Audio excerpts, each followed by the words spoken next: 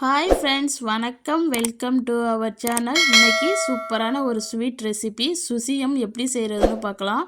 ரொம்ப டேஸ்டியாக இருக்கும். ஈவினிங் டயத்தில் ஸ்கூல் விட்டு வர்ற குழந்தைங்களுக்குலாம் இந்த மாதிரி செஞ்சு கொடுத்தா எல்லோரும் விரும்பி சாப்பிடுவாங்க. வாங்க வீடியோக்குள்ளே போகலாம். நான் இன்றைக்கி ஒரு குக்கரில் 1 கப் அளவு கடலைப்பருப்பு எடுத்திருக்கேன். இதை நல்லா ஒரு 4 டைம் கழுவிட்டு இதை எடுத்துக்கலாம். உங்களுக்கு நேரம் இருந்துச்சுன்னா இதை ஒரு அரை மணி நேரம் ஊற வச்சு எடுத்துக்கோங்க. நான் இப்போ ஊரெல்லாம் வைக்கிறேன். டைரெக்டாக இதில் 2 கப் அளவு தண்ணி சேர்த்துக்கிறேன். இப்போ இதில் ஒரு பிஞ்சு அளவு உப்பு சேர்த்துக்கலாம். உப்பு போடணும்னு அவசியம் இல்லை. நான் டேஸ்ட்டுக்காண்டி ஒரு பிஞ்சு போட்டிருக்கேன். அதோட கூட போட்டுறக்கூடாது. இப்போ குக்கரை க்ளோஸ் பண்ணி நல்லா ஒரு 4 to 5 விசில் வச்சு எடுத்துக்கலாம்.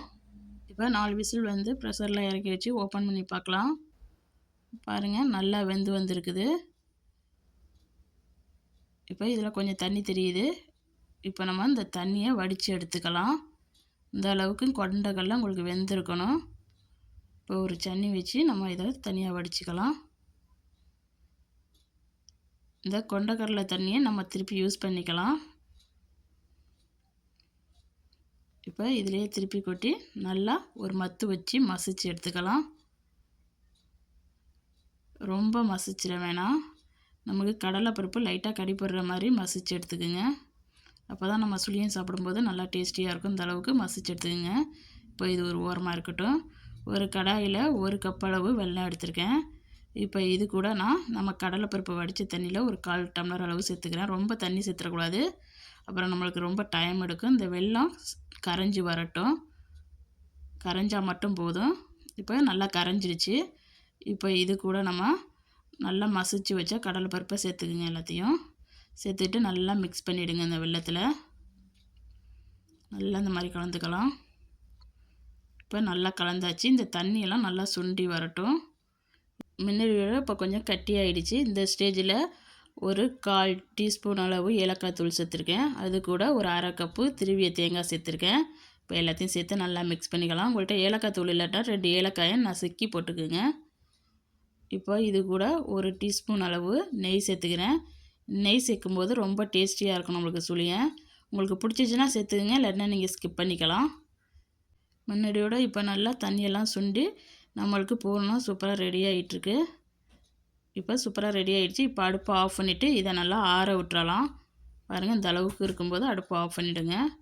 இப்போ நல்லா ஆறிடுச்சு. இப்போ இதை சின்ன சின்ன உருண்டையாக உருட்டி எடுத்துக்கலாம்.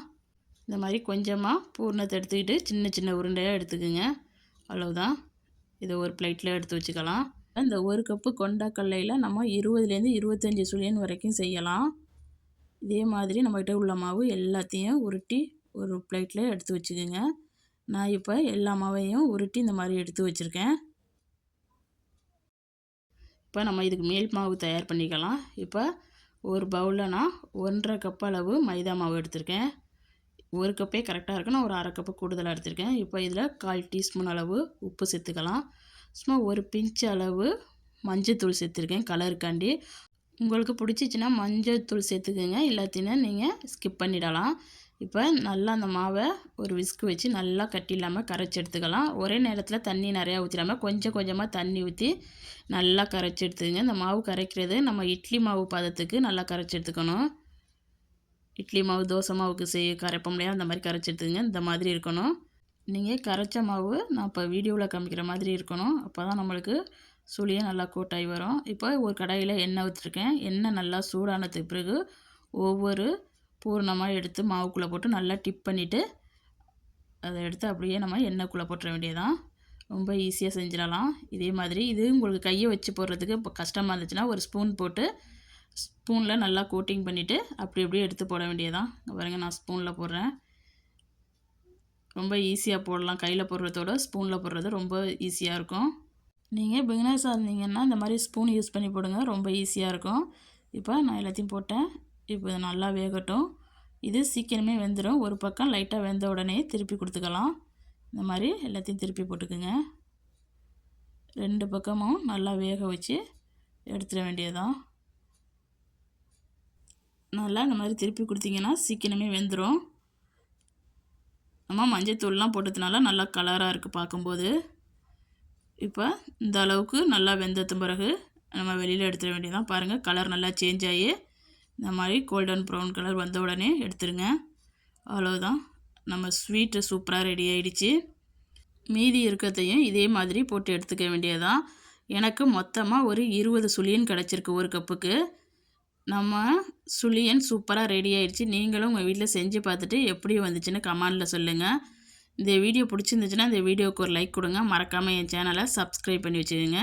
இந்த வீடியோ பார்த்த அனைவருக்கும் நன்றி.